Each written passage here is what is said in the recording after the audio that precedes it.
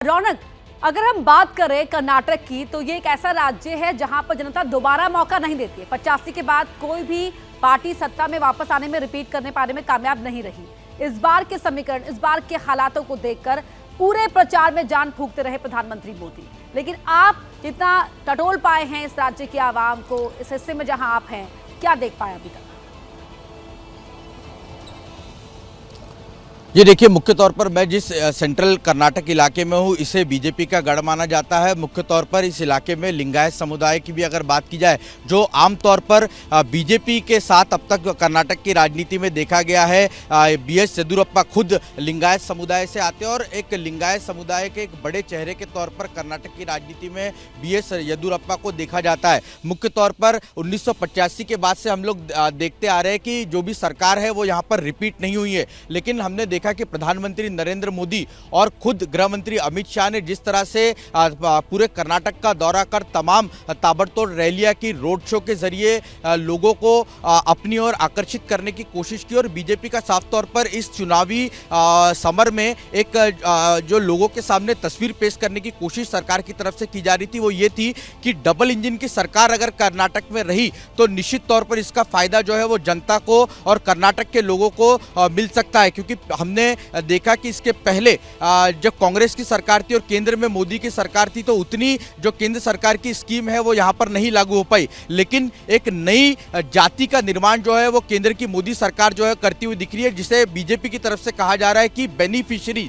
ये एक ऐसा समुदाय बीजेपी ने तैयार किया है जिसका कहीं ना कहीं बीजेपी को उम्मीद है कि फायदा इस चुनाव में मिल सकता है। फिर चाहे मोदी सरकार की किसान सम्मान निधि की बात की जाए, कर्नाटक की अगर बात की जाए तो करीबन 70 लाख ऐसे किसान हैं जिन्हें किसान सम्मान निधि का सीधे तौर पर फायदा मिल रहा है। वहीं अगर बात की जाए तो केंद्र सरकार जिस तरह से प्रधानमंत्री आवास योजना के जरिए गरीबों को आवास देने का काम कर रही है, ये एक ऐसा जाल बीजेपी ने बुना है जिसका फायदा हमने देखा कि उत्तर प्रदेश जैसे राज्य में मिला, गुजरात जैसे राज्य में बीजेपी को मिला। इतना ही नहीं तो त्रिपुरा जैसे राज्य में, जहां पर बीजेपी कहीं नहीं हुआ करती थी, दूसरी बार सरकार बनाने में वहां पर कामयाब हुई है। और इसी फॉर्मूले को फिर एक बार कर्नाटक में लागू कर और इसका प्रचार कर लोगों का मन जीतने की कोशिश जो इस चुनाव में कहीं ना कहीं बीजेपी करती हुई दिख रही है। और दूसरा महत्वपूर्ण इस चुनाव में, जैसे अभिषेक ने बताया कि मुस्लिम आरक्षण का मुद्दा छाया रहा, उसी तरह से बीजेपी एक और जो कांग्रेस की तरफ से फुलटॉस दिया गया वो था बजरंग दल पर बैन लगाने का।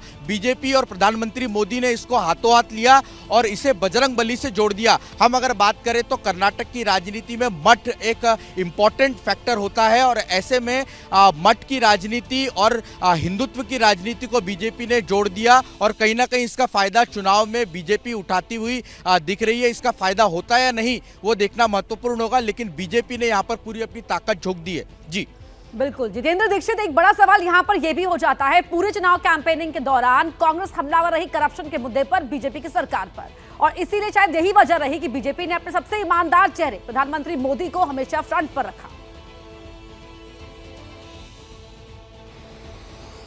जी हाँ, बिल्कुल। देखिए, अगर हम पूरे चुनावी कैंपेन की बात करें तो जितनी यहाँ पर प्रधानमंत्री की ओर से रैलियां हुई, जितने रोड शोज हुए, उसको देखकर हम यही कह सकते हैं कि कर्नाटक चुनाव बीजेपी प्रधानमंत्री मोदी के चेहरे को लेकर ही लड़ रही थी। और अब जिस तरह से प्रधानमंत्री ने कांग्रेस की ओर से जब मैनिफेस्टो में बात कही गई कि बजरंग दल पर बैन लगाया जाएगा, तो उस पर जिस तरह से प्रधानमंत्री ने शॉट लगाया, हम ये कह सकते हैं कि कांग्रेस की गुगली पर ये एक तरह से पीएम मोदी ने जिस तरह से एक सिक्सर मारा था, उसको भुनाने की पूरी तरह से कोशिश की गई।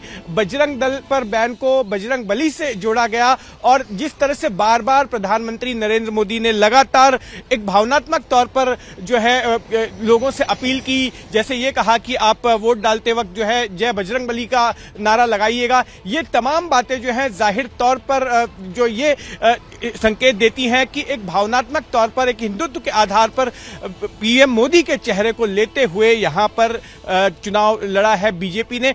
इसके अलावा मैं आपको बता दूं कि बीजेपी एक तो भावनात्मक मुद्दा तो है ही, लेकिन इसके साथ साथ बीजेपी विकास की भी यहां पर बात कर रही है। बीजेपी बार बार ये कह रही है, तमाम सभाओं में ये कहा जा रहा है कि अगर यहां पर बीजेपी आती है तो राज्य को डबल इंजन की सरकार मिल जाएगी और तमाम जो केंद्र की विकास योजनाएं हैं उनको यहां पर अमल में लाया जा सकेगा, जिसका फायदा कर्नाटक की जनता को होगा। जैसे ही घड़ी का काटा दोपहर 2:30 पे आए, बबीता जी का दिल सास बहू साजिश के लिए मचल जाए। और ये है इनकी बहू, पूरे दिन ऑफिस की टेंशन हो जाए गॉन जब ये करें अपना फेवरेट शो फ्री टाइम पे ऑन। इनकी तरह आप भी देखिए अपना फेवरेट शो अपने टाइम पर और डाउनलोड कीजिए एबीपी लाइव ऐप अपने स्मार्ट टीवी पर।